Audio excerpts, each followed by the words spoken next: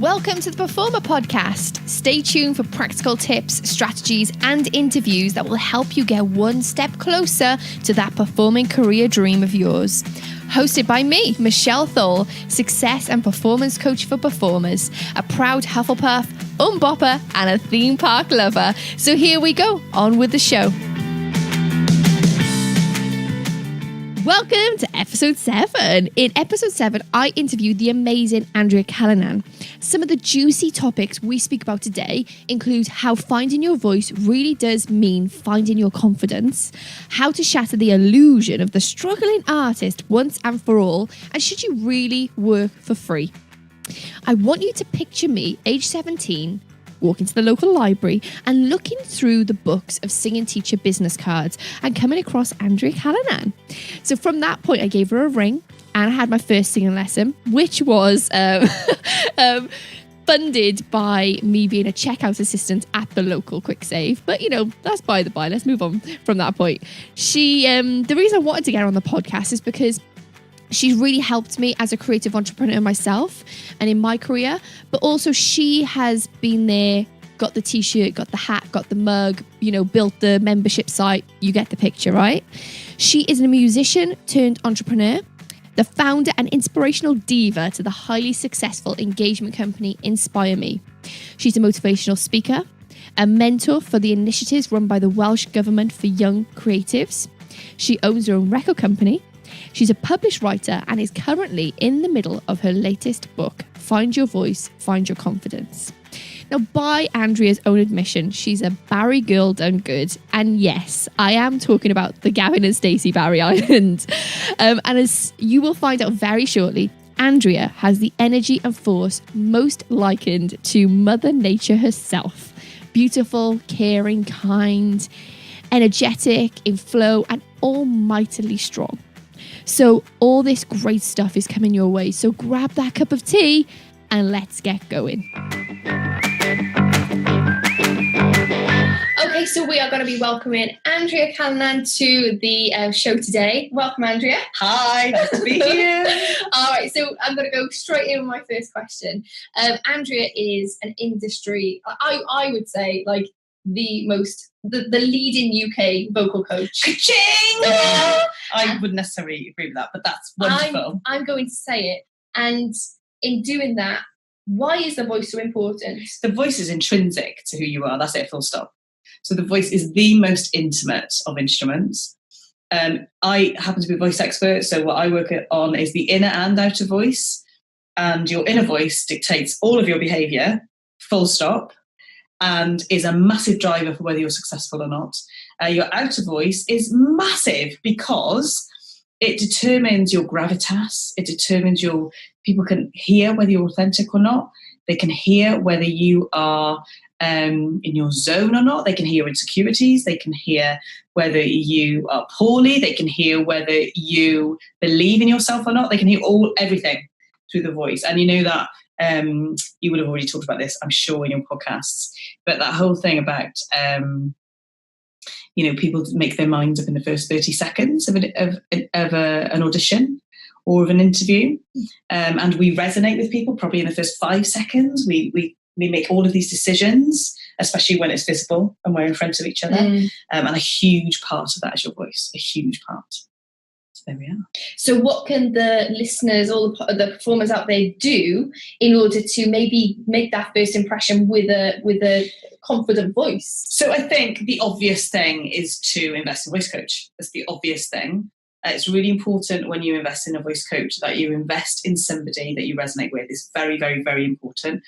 Often, and funnily enough, we were talking about this earlier on to do with business coaches and to do with all manner of coaches. Often there will be a preconception that you can't afford a coach. And in my 23 some years of being a voice coach, the amount of times I've had people say to me, they'll give me all of their kind of pain points before they've agreed to work with me. For those of us that are kind of music makers and creatives and actors and dancers and speakers who need to know how to use our voice, my prices are incredibly reasonable for the fact that I change your life through the voice coaching. But you'd be surprised how many people just have that financial exchange as a barrier. So if you are one of those people, as a financial exchange as a barrier, either work through your money mindset with somebody in some money so you can pay for your expertise and turn your talent into a skill. And if you still can't do that, then what I suggest you do is some very simple things like choose a passage from a book to read out loud every single day. When you read that passage out loud every single day, record yourself. When you record yourself, make sure you listen back to it with an open ear. When you listen back to it with an open ear, write down things to do with clarity, pace, which is the speed in which you speak, tone, whether or not your tone is clear, whether people can understand you. Think about your diction / pronunciation, depending on which industry you're in. In singing, we call it diction. In acting, you will call it enunciation. And how clear you are, how you come across. Maybe get your friends to listen to it, especially if you're all up and coming performers, actors, if you're in drama school, acting school, if you're musicians. Don't be afraid to share. Often what I find is that people are too proud and they're too scared of rejection, which is inbuilt into us, right? Because we're introvert extroverts, we crave affirmation, but at the same time, we're so scared that we're going to get rejected that often we keep everything to ourselves. So important that you share, because you learn that feedback and not so much rejection. I used to say the industry's built on rejection, and to some degree it is, but it's more to do with feedback and knowing that there's a good fit for you somewhere if you don't give up. But the only way you can do that is if you hone your skill, and if you don't hone your skill, then don't expect to be successful. Yeah, there we are. Yeah, you talked about rejection. So how can a person who maybe has gone in for 5 auditions and haven't got it deal with that rejection and move forward and still be successful? So the first thing is to understand is in the entertainment industry, you are going to get rejected. It is going to happen. It is a given. So don't think that you're going to be able to go through life as an entertainer and never get rejected, because most of what you do is subjective.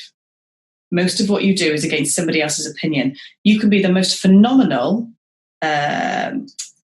technical singer or the most phenomenal technical actor, but have no heart and not be authentic and not believe in yourself and not really connect with the character.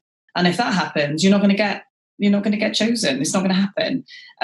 The other thing that can happen, and this is really interesting in the industry, and I'm sure that you're aware of this, and this has actually got nothing to do with talent and actually not very much to do with skill. If you are not a very nice person to work with, you will not get work. I was just about to say that. So point. True. Yeah. You turn up late, then the producer can't trust you. You turn up with an attitude and you're either a diva or you've got a chip on your shoulder, you're not going to get trusted and you're not going to get work. You turn up and you're disruptive within the rest of the cast, it's not going to happen. You turn up and you demand a massive rider if you're a musician, or you break up your guitars constantly and other people's kit on stage, or you expect something for just being alive, you're not going to get work. It's just not going to happen. Success comes with diligence, it comes with having an amazing attitude, and it comes with understanding that you're not everybody's cup of tea. And so if you look at rejection and reframe it, so you don't think of it as a personal rejection, and you understand that actually you're not destined for that role, or you're not destined for that part, or you're not destined for that band, or it's just not your time for that particular thing. If you have consistent rejections, then one of the things I would seriously ask you to do is look at where you're auditioning, because it might be that you're not aligned with the auditions that you're going for. So for instance, within Inspire Me, I have a team of creatives. We're all actors, dancers, singers, musicians, composers, the lot. And actually one of the girls on my management team, on my leadership team, is an actress by trade and was a gigging actress when she came and worked for me. And she's really interesting because she's also an acting coach. And she has said to clients of mine that I've pulled in, musical theatre clients and clients that have been going for auditions, and I've needed some acting coaching help. You know, she said to them, maybe you go for the wrong roles. Sometimes it's worth you defining, especially as an actor, are you a character actor or actress? Are you really great at timing and comedy? Are you really great at Shakesperian stuff and early stuff? Are you really, really great at method acting? What are your skills? and making sure that you are smart in how you use those skills. And oftentimes we're not, because we're blinded by the thought that we might be famous. Yeah. Or we're grateful for the opportunity of maybe getting a job. That happens a lot in the entertainment industry. And I can only say this as somebody who's older, because when I had stars in my eyes when I was younger, I was very much kind of like, oh my God, what an amazing opportunity. But I wasn't necessarily aligned with it. Yeah. And you just take it because it's there. You take it because it's there, because you're grateful, because you want the experience on your CV. You want it on your gigging CV or on your acting CV, wherever it might be. You want it because it's a tour, but actually it's a... Am I allowed to swear on your podcast? Yeah, go on. It's a shitty toilet tour, which means that you're either not going to get paid, or you're going to be in debt by going on the tour, which happens a lot in the music industry. Yeah. And it means that you're going to be undervalued. So it's really important for you to think, and then to align yourself with what you really, really want, and make sure that what you want is aligned with who you are. And that's quite hard to do when you're really young, because often we don't know who we are. So, I think that the greatest people... Do you know, one of the things I would say is the main actress who's in Stranger Things, what's her name? I haven't oh my God, she's amazing. This yet. She's I really amazing. need to get onto and it. She's only like 13. And before the podcast goes out, I'll tell Shell who it is, and she can... I'll put it in the show notes. Stick it in the show Don't notes. Watch some YouTube footage of her, or watch some YouTube footage of actually the Harry Potter kids, who are now not Harry Potter kids, but who are now like amazingly famous actors or whatever. Watch some YouTube footage of Christina Aguilera and Justin Timberlake and Britney Spears when they were 16 and first doing all of their Disney stuff. And you'll see that they knew what they wanted and they were aligned. And even though their careers have progressed and changed and ebbed and flowed, in their success, they have adapted because they've had a base root of knowing who they are. And sometimes it's been rocky. Especially with the Disney kids, it always is, because they have to change their persona. And then they have like a crazy moment, don't they? Yeah. Shave their hair or whatever they do. But the point about that is that the root, the foundation, is actually that they know who they are. And that is a mean feat. That's like gold dust in life, let alone as a performer. Yeah. And also that really lends into what you value in life. Oh, completely. Completely. And I think that's really important as well. So, there are lots of people who will say, if you want to be wealthy, financially wealthy, don't be an actor. Because there's that, and I think that's a misnomer, if I'm honest. That comes from the 1600s with Shakespearean actors who didn't get paid money and they got paid in pies and all the rest of it, Although a good pie is good. Although I can't eat them because I'm gluten-free. So any gluten-free pies out there that are vegetarian, send them my way. I think that, again, it's all to do with mindset. So it's all to do with, I think one of the things to be savvy about being a good performer, being successful. And I know we're talking quite broadly at the moment. So right now, I'm just going to hone it into people who want to make money through their performance rather than people who are studying. So those people who want to make a living through either their singing, their acting, their craft, or their dancing, those people, I would say, you need to think like an entrepreneur. So you need to have a business mindset. You need to understand that you will be self-employed as a performer. That even if you get a contract on a show which is a daytime show, I mean, I taught one guy many years ago on Broadway. He was actually incredibly famous in America. He was on All My Children, which is like a sister soap to General Hospital. It's one of those daytime soaps in America. And he's actually a British guy, and his career has ebbed and flowed in a massive way. It's on an ebb at the moment. When I was teaching, it was on a flow. And the one thing I can guarantee, especially in America, and we've got a lot to learn from the American market, is that he's an entrepreneur. Full stop. And if you look at anybody who's successful, actually, who are really successful as actors, and we're talking about the big guys now, they've all got separate businesses. They've all got separate income streams. They're not just actors, they actually own hotels and they own restaurants and they own a clothing brand. Brand or a perfume brand is like the obvious one. They collaborate with other artists. So it's about having that entrepreneurial mindset and knowing that unless you have that entrepreneurial mindset, it's unlikely that you're going to be successful financially, at least. You may be fulfilled, and there are many creatives that are fulfilled who have different jobs and make their money a different way. But I'm assuming that the people who listen to this podcast are people who want to make a living. Yeah, definitely. Their craft. That point in particular was the point I would have loved to have told myself when I first started, and I didn't know that at that time. Because if that was the case, I would have had a coach. I would have had marketing training. I would have got my PR stuff sorted. Obviously, social media at that point wasn't even out, but I would have thought completely differently about the way that I approached my career. I think that's really interesting. And actually, I need to apologise to you. Why? Because I was your voice coach at that point, and what I should have done is I should have given you some music industry coaching. But when I went, well, this is the other thing, Andrea, because first of all, you don't have to apologise to me, because the second thing is when I went to vocal school, which you helped me get in, they gave me vocal industry knowledge, but it wasn't the knowledge that I needed. It wasn't sufficient. And it's interesting because the only way you can get that knowledge, I think, is if you're with somebody who's been through it or who lives through it. Yeah. And it's really fascinating. So I started life as an opera singer, as a classical singer and classical musician when I was a kid, and kind of moved through that with my music degree and whatnot. And I've had various guises in the music industry as a singer-songwriter, as a guest singer, singing with producers. I've still got record labels, so still release music, even though I don't do it competitively anymore.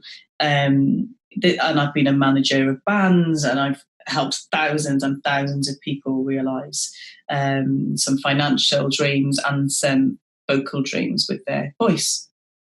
Thousands of singers. And what's really interesting about it is about 10 years ago, I set up another business, an entrepreneurial business, which was actually to do with taking music into business. It was really interesting because I remember at that time, I did it because there was a global recession going on. I was recently divorced and I had a massive house, a big old house in Cardiff, with my child as a single parent at the time. And I needed to be able to pay a mortgage. And what often we do as artists is we go and get a job, J-O-B, just of a broke job. And we will go and we'll wait tables, or we'll go and we'll work as, a housemaid in a hotel, or we'll do something like that. And for me, I was already a very well-established voice coach, and I was a singer. I'd stopped writing music, and I'd started gigging in pubs, which killed me. But I'm just going to say, I actually quite enjoy it now, but it killed me when I was doing it regularly. Absolutely, I hated it. And it was really interesting because I wasn't in alignment. So what happened was that I set up the business because I needed the money. I set up the business because I was taking my craft into a different sector that had more money than the sector that I was working in. And there was such a big voice in my head at the time, and because I was gigging in pubs, this has got a big thing to do as well.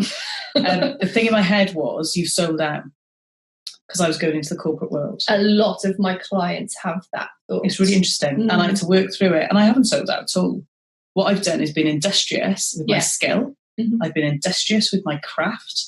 I've been industrious with my knowledge, and I am successful financially, and I'm fulfilled, and I provide a space for other artists, and I sing regularly, and I'm going to be singing more regularly in 2018. I don't sing enough, but I'm still writing. I've got a space in which I can be creative. I've got all of that stuff that I created out of, a financial necessity.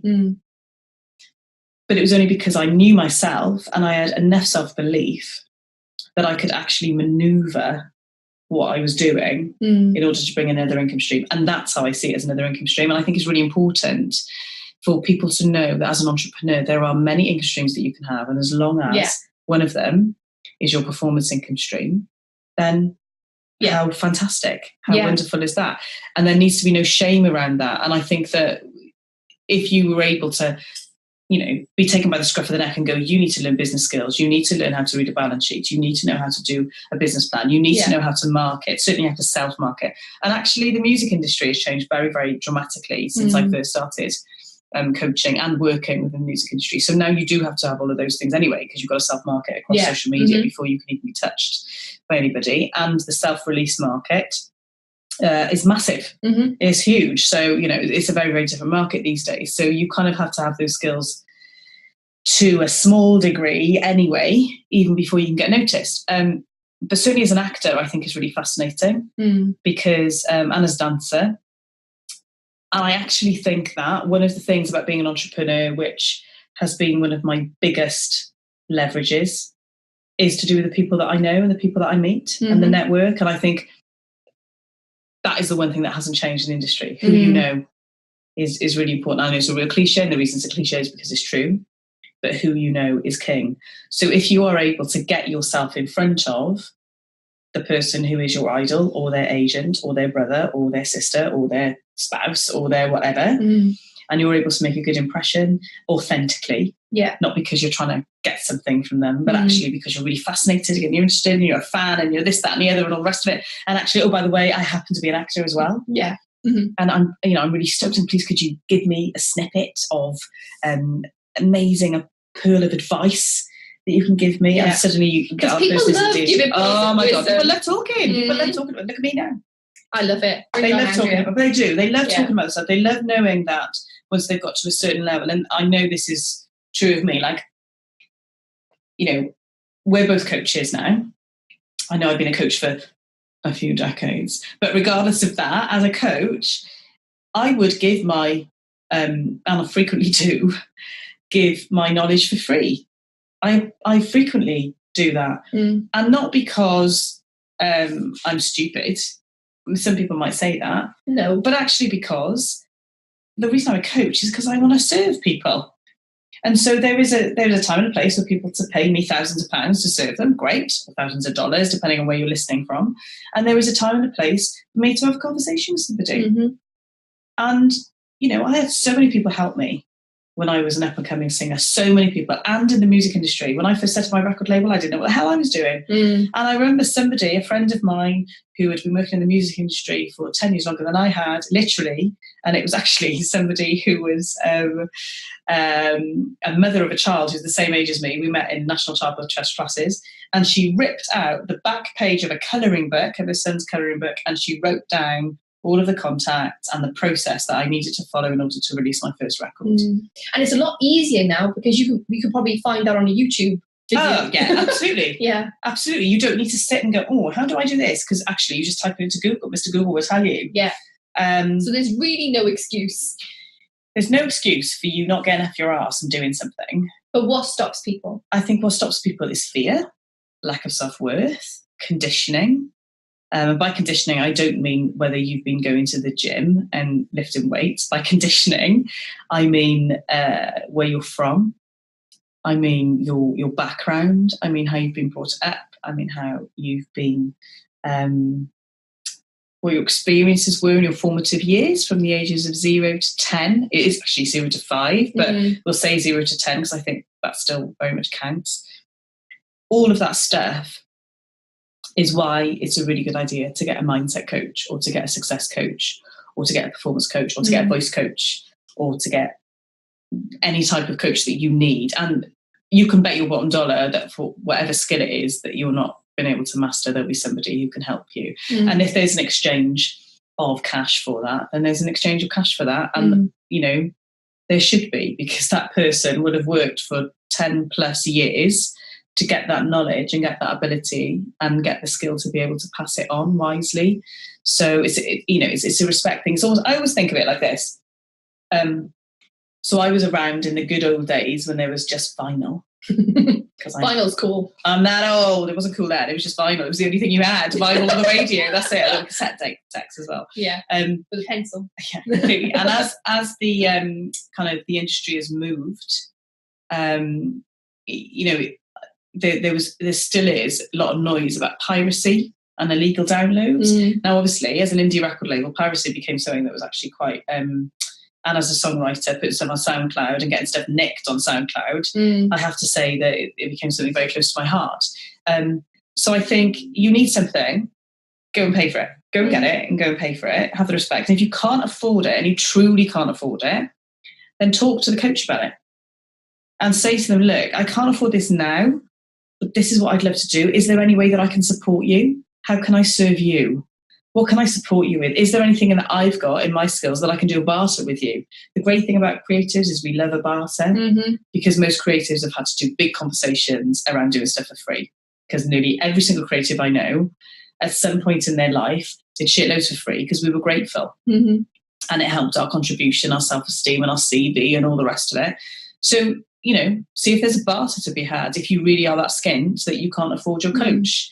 But also, I have to say, there are many people that I know who are massively successful. And one of the things they've done is they've made their coach a non-negotiable. So they've made it really important to do that. And even if you only see that coach once a month, rather than once a week, I appreciate that when you're first starting out, I don't know, 200 quid a month or 500 quid a month or whatever it is pretty steep. But once a month, you might be able to afford 50 quid. And also, we know the power of coaching, and we both have coaches ourselves. Absolutely. And you have to, because you can't see your own blind spots. You don't know what you don't know. That's the point. And, I remember being told that phrase, I don't know, 3 or 4 years ago and thinking that's a stupid phrase. But it's true. You don't know what you don't know. You don't know what's in your blind spot because you can't see it. And sometimes you just need somebody to reflect that back to you.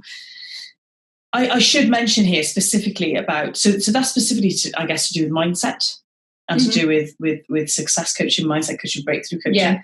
When we're talking specifically about a craft, a coach with a craft, so whether that's a voice coach, whether that's a business coach, whether that's an acting coach, whether that's a dance teacher or a choreographer, when it comes to a skill, there are very, very, very, very, very few disciplines that you can truly learn by yourself. Very few, especially when it comes to technique. So I know that you can self-teach guitar, you can to some degree self-teach vocals. To some degree, you can self-teach any instrument, but in order to get technique and in order to get to a level which takes you from good to great, and from raw talent to a skill, you have to invest in some kind of coach. And you were just talking about being an entrepreneur and seeing yourself as a business. Well, in order to make business, you have to invest in yourself because you are the business. You've got to speculate to accumulate. You have to. And sometimes that's really painful, especially if you don't feel like you're ready. But then there's, all the cliches come into play in these kinds of conversations, don't they? Always start before you're ready because you will make yourself ready. If you commit to making a monthly payment that you think that you can't afford, by God, you'll find the money to pay it. Yeah. Especially if you think it's worthy. So, and it's also about what you put in, I guess. That's the other thing. So what you put in is what you're going to get out because we're mirrors. So if you are, and I'm just going to paint a horrible kind of stereotype of an artist, right, of a creative. And I've lived like this at some points. Not very often, I've got to say, but I'm sure this is within me. If I didn't have kids and I didn't have a business, this is where I'd be. So you can't get up before midday. If you do get up, then you're in a really bad mood until 3 o'clock in the afternoon. You get up, you eat bad food, you probably drink too much alcohol, you might smoke stuff you shouldn't smoke, and then you stay up, you kind of bum around, and then you start work in the evening because your creative juices fly in the evening because you're a night owl, because that's what all creatives are. You work through the night, so you're knackered, so the cycle starts, so you can't get up until the afternoon, and the rest of it. That is not, my friends, a recipe for success. And I know it's a cliche, and it's probably an outdated cliche, but I can think of many people who think that they're going to get rich and famous by abusing their bodies, not being on brand, not even understanding what a personal brand is, let alone being on brand. Writing a couple of crap tracks through midnight, through 3 a.m. and thinking that they're going to be the next Axl Rose. It's just not going to happen. Your mindset, your behavior, how you show up, your integrity, your attitude, and then the actions that you take following that is everything. Would you also add in intention? Absolutely. I think that's part of your attitude. So I think that so often what will happen is, so let's go back to your scenario when we first started talking of that person who may be rejected for their five auditions. So what will typically happen, in that scenario, is that person then gets a victim mentality. Yeah. Around the fact they're not good enough, that nobody likes them, nobody wants them, they don't actually get their feedback. So one of the things I would say about that, which actually I think I forgot to say, is whenever there is an opportunity to get feedback, even though you hate it, get the feedback. I say this to my clients all the time. Did you ask for feedback? Yeah, and none of them do. No. Now, what's interesting about the feedback thing, and I know we're jumping, but what's interesting about the feedback thing is that some people don't ask because, and this is a knock-on effect, and you will have experienced this, because of the attitude of the person who's auditioning them. So if you've got a good cop, bad cop in your audition, which often happens, or if you have an audition, especially if it's in with a casting producer. So if you've got a casting director or casting producer in the room and they're producing maybe for a West End show, and they have got a queue of people who are all blonde, all size 10, who can all sing, who can all dance, they're all triple threats, they've all got their accolades. And they've got to get through every single one of them. They're against the clock because they paid for the studio for a certain amount of time, and they've got to get through everybody. And actually, all they're looking for is the one person that stands out and makes them feel something different. Then they don't often behave with the nicest interpersonal skills. And what that does is actually turn off the person who's being auditioned to thinking that it's okay for them to ask for feedback. And thinking that it's okay for them to say, oh, hang on, I'm a person here. Yeah. I'm not on a conveyor belt. I know you think I'm on a conveyor belt, but actually this is my life. So I think asking for feedback is really important. And I think sometimes you need to break through the fact that sometimes how you're treated in audition is not personal. And also how you're treated in audition is inappropriate, but that's not your bag. Your bag is actually the behaviour that you take to counteract that. You don't have to go, oh my God, they made me feel like a piece of shit, so that's how I'm going to act, which is often how we do things. Yeah. Often we take it personally, we think we're not worthy. We think we're not. They hold a position of power. Oh, completely. There's that. Absolutely, there's that power. And that's rife in the entertainment industry. Yeah. And all you've got to look at, and I know I'm just going to do it, you just got to look at Harvey Weinstein. Yeah. You just look at it, look at all those positions. Yeah. And of course, we are hungry for the job. We're hungry for the 15 minutes of fame. We're hungry to get the stylist and to get the lifestyle and to get the plane and to, get the merchandise line and all that stuff. But the reality of it is that for all of those people you see at the top of the triangle who are on telly or on MTV or who are in the films or whatever it is, that's just the top of the triangle. The middle of the triangle are the people who make a living very nicely, and they make great livings as well, through acting, through dancing, through performance, through writing, through anything in the entertainment industry. They just do it in a bit of a quieter way, but they still have incredibly lucrative careers. They're just not as famous. They're kind of famous in their own backyard rather than being famous globally. So I think that's really interesting. So the attitudinal thing, to jump back, I think that you can absolutely 100% create and manifest your own success without a shadow of a doubt. I think a lot of that has got to do with your intention. And sometimes our intention is muddied by our conditioning, which is why it's really important to have a mindset coach and breakthrough coach. Even if you just have one session, or even if you just, I don't know, listen to some Tony Robbins tapes, just do something which counteracts that. I think that your intention is massive in terms of your authenticity. And that's that's the next question. We are aligned. About authenticity. So authenticity for me is integral to everything in life. Authenticity for me goes hand in hand with honesty and hand in hand with transparency. The reason why I think authenticity is so important in your career is because the reason that we align with people is because they're on a similar frequency to us. And what you'll find with people who are serious about their careers, especially somebody who might be investing a couple of million into a production, is that they're probably authentic. They've probably got to a stage where they work through in their lives, this is a project that I want to do, this is a project that I'm working on, this is a project that I have, there's blood, sweat and tears gone into the project. Therefore, I'm real about it. I know what I want from it. And what I want for it is real people. So if you go in, one of the things I would recommend that some of you guys do is look at Patsy Rodenberg. You can look her up on YouTube.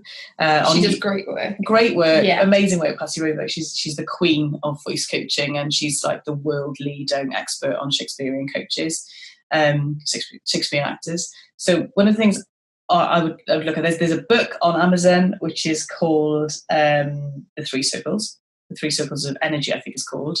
And on YouTube, I'll give Shell the links, and she can put them in the show notes. On YouTube, it's about the second circle. So the video is on second circle, not the other two. What often happens in auditions, especially in auditions, is people turn up with third circle behaviour. Third circle behaviour is extrovert, where you are overdoing it and you are trying to be somebody that you're not. And so you're not being respectful to who you are, you're simply being outward, and your energy is all outward. That's not what producers are looking for.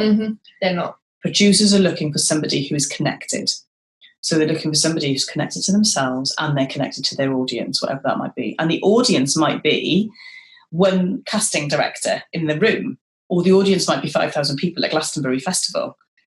But they're looking for somebody who can connect. And true performers are connectors. They're people who can connect with other human beings. And the way that we connect is not by using our voice, although that's an integral part of it.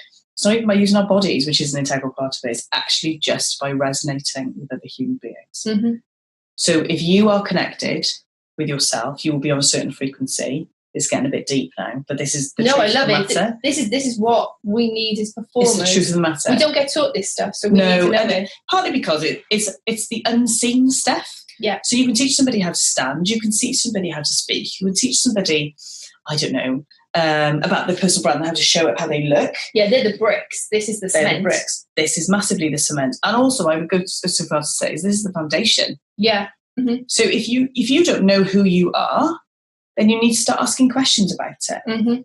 And as long as you can absolutely believe in yourself and you can stand on who you are, warts and all, I don't care where you come from, I don't care what you've experienced, I don't care what pain you've been through or what joy you've been through. What matters is that you own it. So what matters is that you know who you are and you know how to connect to yourself, your emotions and your intention, and all of that magic stuff that's inside you, that fire in your belly, which is the stuff that says, I'm different, I can do this, I can make my mark, I'm going to do it now, quick, jump, go. That stuff that you've got, you connect to it. And as soon as you connect to it, you allow others, you give others permission to connect to you. And when you can do that, that's when things are in flow. Because it's actually everything is to do with relationships. It's all to do with human interaction. And whether that relationship lasts 5 seconds because you stood in front of somebody, you start to sing something, they don't like it, they tell you to go. Or whether that relationship lasts 2 minutes and they listen to the whole of your audition piece and then they call you back. That's still a relationship, even if it's really short. And that relationship can either develop or not, depending on where you decide it's going to go. And notice I say that rather than where fate takes you. I do think it's very much to do with where you decide it's going to go. Now, you are in the middle of a forthcoming book. I am. It's called Find Your Voice, Find Your Confidence. It is. So can you tell me a little bit about your book and why you decided to actually write it? Yeah, so I mean, this is actually the second book that I decided to write. The first book was called It's All About the Voice, became a blog and then died. Like true creatives, I started it and then didn't finish it because I'm a great starter, non-finisher.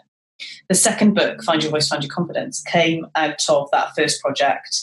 And knowing that the work that I do is very much on a threefold basis, actually. But let's just talk about the inner and the outer voice.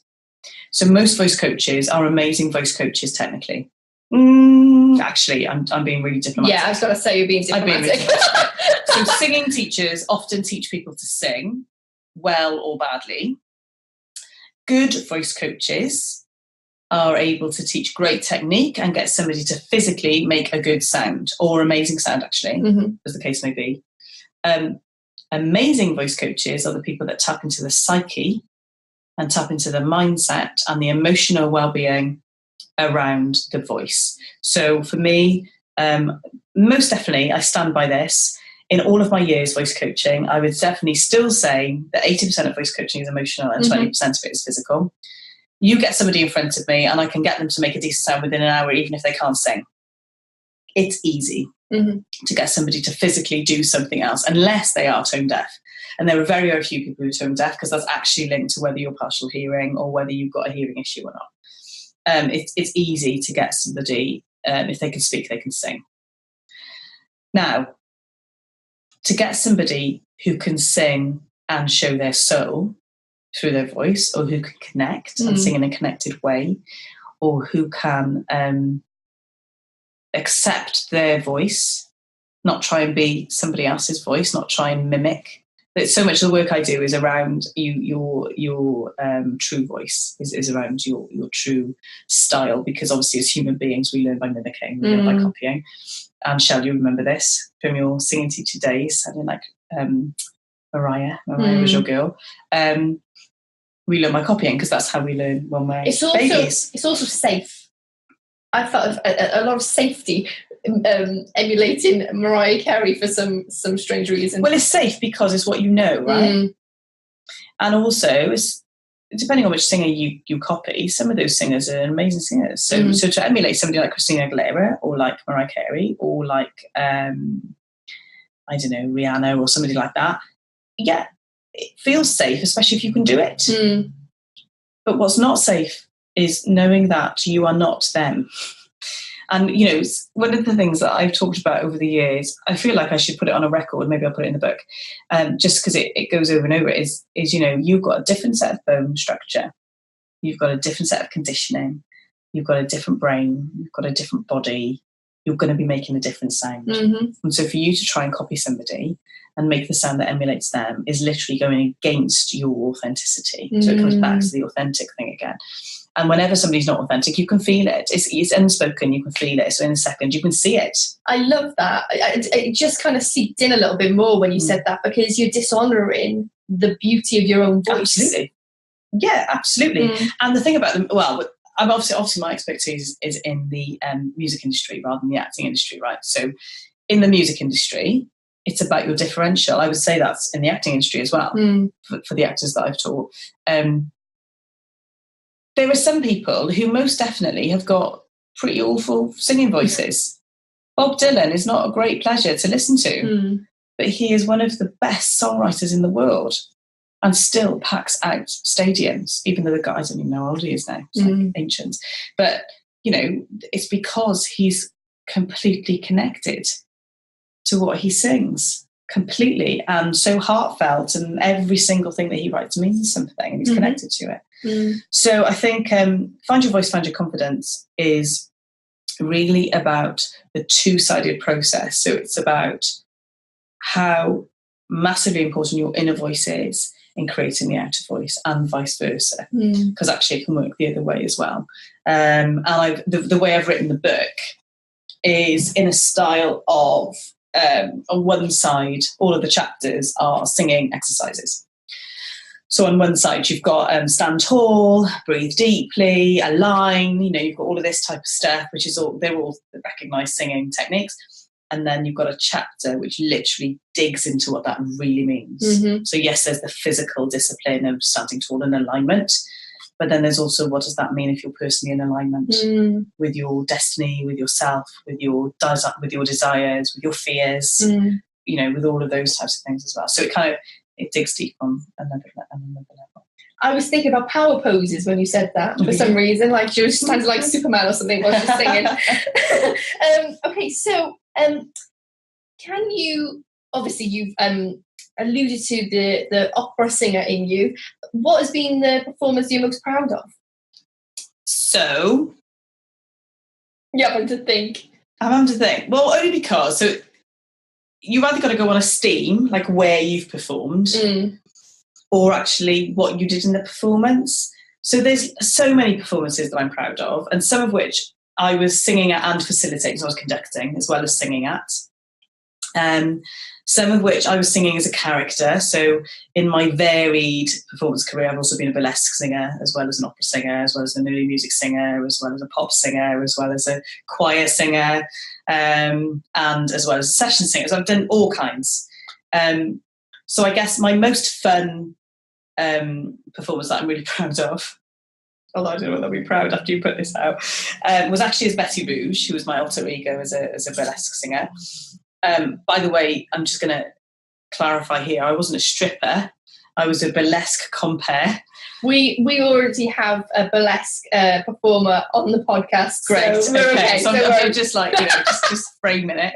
I happened to sing in Glastonbury Festival as Betty Rouge, which was an amazing ride. It was absolutely phenomenal. I absolutely loved it. But one of the things that happened is in the middle of my set, well, actually not even in the middle, it was probably in the first like half a minute, somebody, some dude in his greatness decided to spill a pint of beer over my my handheld mic receiver. So the sound desk was like, I don't know how many feet away, like right at the back of this massive marquee. I couldn't even see the sound guy. It was so big. I was in front of this massive audience. There was probably 5,000 people there.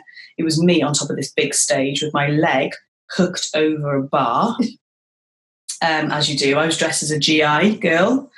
Started singing my burlesque number and my mic cut out. Oh. And the only thing left for me to do was G the crowd up and take my dress off. Luckily, I had full burlesque regalia underneath, so nobody saw anything. And it was a great thing. I was completely prepared. Well, also because I had to hold everything in, as you do. So, I had a full basque on and I had a 1950s pair of suspenders on. So, it was actually a really great ride. But I had to think of my feet. I had the buzz of 5,000 people at Glastonbury Festival watching, which was just amazing. I mean, it's not the same as being Coldplay on the Pyramid stage. I'm, okay, fine. But I loved that performance. I performed in the Albert Hall a number of times. The first time I was only 16 and I didn't even realise I did a load of amazing performances when I was a teenager in choirs, actually. And I had no idea the gravitas of some of them. None.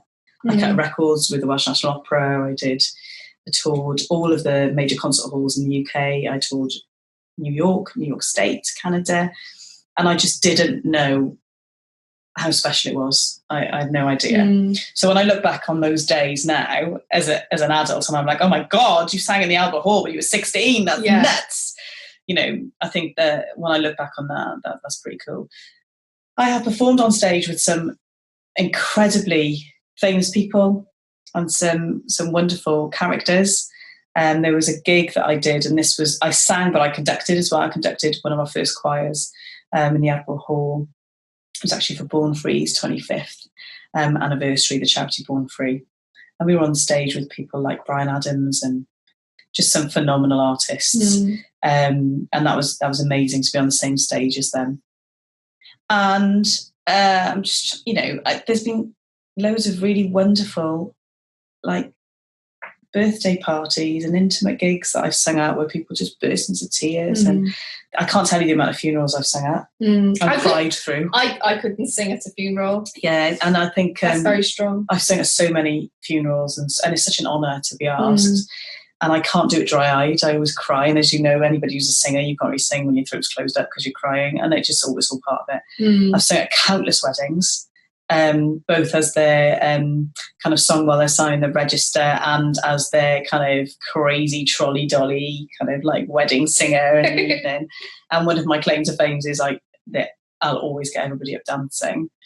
But actually, and I've got to say this, so this is really interesting. I've been to many performances where I've coached people and I've had tears streaming down my face because I've been so in awe of these amazing people that I coached and taught who were singing in front of me.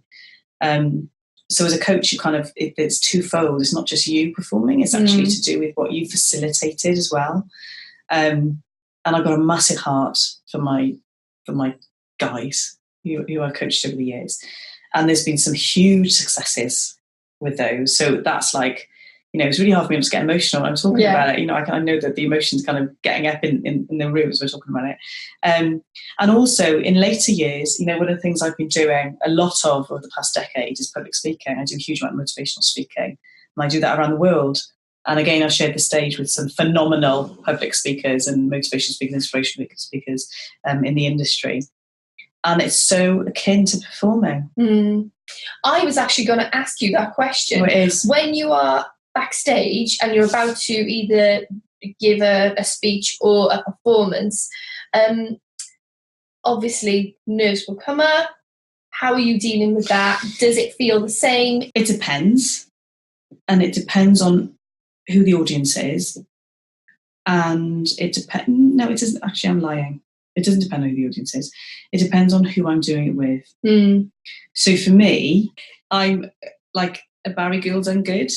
So I'm like South Walian girl, working class, grew up on the estate, So for me to be on the stage with some of the people that I've shared the stage with is just like a dream come true, literally. And so sometimes I feel like a little girl. Like sometimes I'm just, and you know, the self-worth thing kicks in sometimes. And it's very, I don't often get nervous. It's very rare that I get nervous. I get wound up. I think that's quite a good phrase. Okay. So I get like, I get quite agitated. Well, like you just want to get on there already? Or? Like agitated because I'm fighting usually. And so this is really interesting. Even somebody who has done as much self-work as I've done and has done as much self-worth work as I've done, you know, the fear will still sometimes come in that you'll just go, you're not good enough to be doing this, you imposter. I was just about to say that's imposter syndrome. It is imposter syndrome. And I'm very aware of it because obviously I'm awake, you know, so I know whether that's happening or not. And then I have to have a conversation with myself. And the way in which I have a conversation with myself is often I'll just get cross with myself. And I say that sometimes I get cross with myself, and very often what I'll do is I'll just remind myself of who I am and where I've come and what I've achieved and my self-worth and how I stand. I have to say that in later years with the work that I've done, I don't get that as much because I stand on who I am, and it depends on what I'm talking about. It depends on who I'm talking with. So you were at a gig that I did a couple of years ago. Well, it wasn't a couple of years, about a year and 2 months ago. There was a huge public speaking gig for me in front of about 1,000 people in London on the stage with some global public speakers. I definitely felt like a hillbilly when I was there. Did you really? You never came across that way. And what was really interesting was, as well, is that all of in the peak performance world and in that high level coach world, everybody gets up at 5 a.m. and they have their green juice and they pump iron and they do their carbs. And they are people who are buff. They're just buff. They're beautiful to look at. Not that I'm not beautiful. I know I'm beautiful. But physically, I carry more weight than a lot of the kind of like peak performance guys. And this is really interesting for the actresses who might be listening. It's not so much for the singers world now, because I think it's coming back to authenticity again with the singers world. Yeah. So you don't have to be size 8 anymore and look a certain way. But that, you know, the music industry certainly went through that for a bit. I think Adele was a great was ambassador for that. But also, there are so many men these days. I mean, you just look at Ed Sheeran. I mean, you know, ginger with glasses, and he openly talks about having a port wine stain on his face when he was a kid and being bullied. And, you know, the guy has just got an amazing heart and amazing personality, and he's a wonderful person and incredibly talented to boot. So people can't argue with it. Yeah. And so I think that fight has been fought for a bit. But with actors and actresses, there's still very much, if you are over a size 14, you're a character actress. You need to go and play Tracy Turnblad. And it's like, forget it. Actually, you're not big enough to play Tracy Turnblad. So actually, all the people who are average sized or the national average or normal size, wherever it is you want to call it, all of those people don't fit. And so the industry used to very much say, you've got to lose weight or you've got to put weight on. Generally, you've got to lose weight. And that's why you've got so many eating disorders and so much self-worth issues. And so when I was young and I had to go and watch opera because I was studying music A-level and music GCSE, most of the opera singers were like a good size. You know, they were like hefty women. I know it's really politically incorrect, but they were. They were quite large. Your typical Wagnerian soprano, you know, had this big body and this big voice. And I remember I was 19. Cecilia Bartoli came on the scene. She is still the most amazingly beautiful Italian opera singer.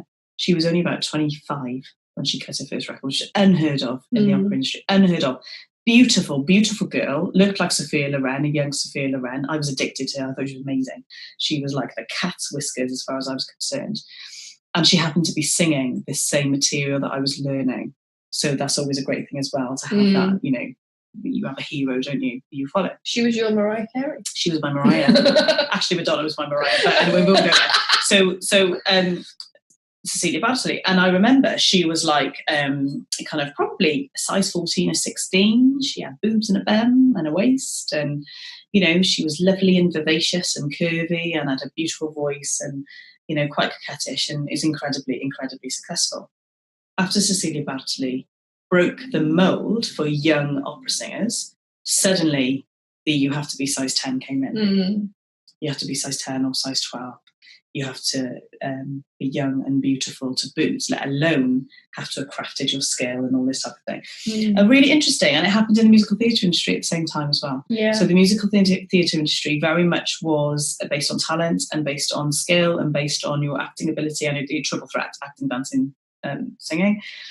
And suddenly there were loads of pop guys, and there still are, doing musical theatre, because a lot of it was based on who can sell tickets, who can get bums on seats, who's thin, who looks good in the costume, who looks great on the marketing. And it changed. And to some degree, unfortunately, the music industry world is still there. It's definitely there in the acting world, most definitely there. That pressure to look good and the pressure to be thin is really fascinating. As I got older, and certainly as I got more successful, there's a reason for me being healthier, and that's actually to do with energy. Yeah. And it's to do with being able to sustain the lifestyle that I've created for myself. I travel a lot. I got a lot of things on my plate, and kind of the more successful that I've got, the more projects I take on and create. And not everybody does that, but that's something that I do. I'm a layerer.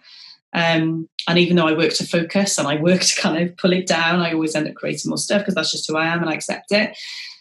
In order for me to be successful at that, I have to have lots of energy. And I can't have lots of energy if I'm massively overweight. I have been massively overweight and I haven't had the energy.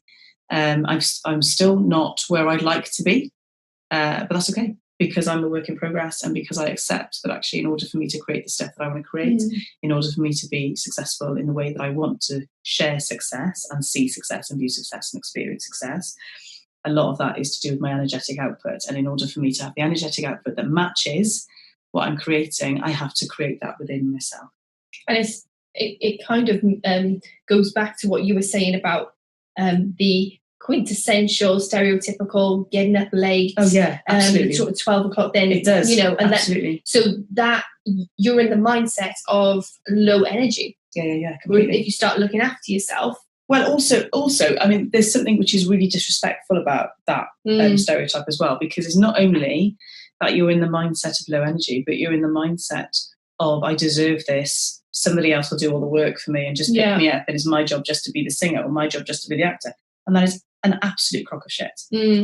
So in order for you to be successful in the craft that you have chosen, you have to go out and get it, because it's incredibly competitive. The entertainment industry is probably the most cutthroat industry that I can think of, other than maybe drug dealing or diamond dealing. But I mean that. You know, and I'm not joking when I say that. I mean, I work in top business with chief execs of global companies, who you would think would have a similar mindset of competition and wanting to be at the top of the tree and at the top of the mountain or rest of it. It's not the same, and that's because the egos aren't there. So the thing that you have to deal with the performers is ego, and the ego comes from fear. The fear that you're not good enough, the fear that you won't get the job, the fear that you're going to be rejected, the fear that you're not going to realise your dreams, the fear that people are going to laugh at you, the fear of people going to say, I told you so, go and get a real job, all of that stuff. And that, unfortunately, if it's not dealt with in the right way, which comes back to the mindset coach stuff. I'm going to point the fingers, comes back to the mindset coach thing. It comes back to that, because if you don't deal with that, you won't succeed in the way that you need to. You just won't. And, you know, I'm gone past the stage where I will be diplomatic about certain things like that. Yeah. You won't be successful. And if you are successful, it'll be really short-lived. Yeah. So it's really important that you respect the industry. And by respecting the industry, that means that you understand it's competitive, and you understand there are millions of people who are talented, who have worked really hard, who have spent money, time, energy and resource on becoming the best that they can be, the best versions of themselves, and you're just one of those. There's a respect around the industry, knowing that the industry is not free. It costs money to put on productions of films. It costs money to make music. It costs money to put on shows. It costs money, time and energy. So if you want to be part of that, it's going to cost you money, time and energy too. And I know that that's like really basic, but it's so true, because so many people think that they can just rock up and be part of it, and you can't. You've got to earn it. And you could just earn it by being the most wonderful, sunshiny, aligned, creative, fantastically talented and highly skilled person that you can be. And just by walking into a room and there are bluebirds flying around your head and people go, you're making it sound like Cinderella. Because it's a fairy tale, right? Yeah. Because that's actually not the reality of it. The reality of it is you need to work out what your failings are and what your shortcomings are and switch them around or accept them. and work with them.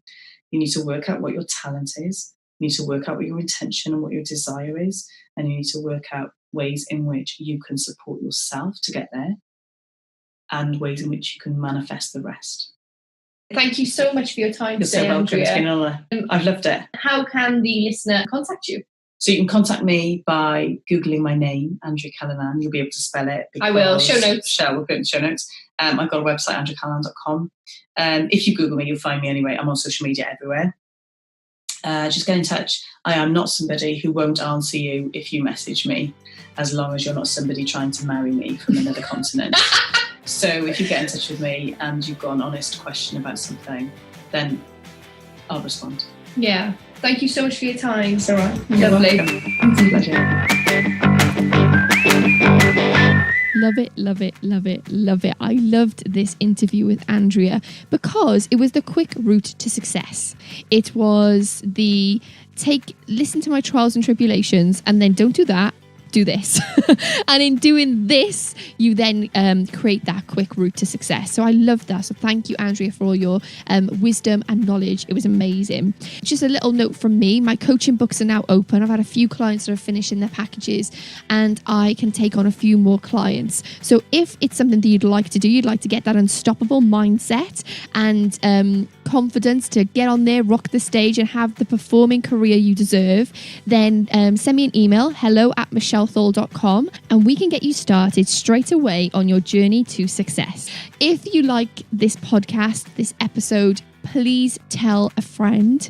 It's going to be so beneficial, not only for you to have someone to chat to about the episode, but to also let them know there's a resource here that is going to help them with their career. So thank you so much for listening. Have an amazing week. Get out there, rock it, do your thing, and you're always stronger than fear. See ya.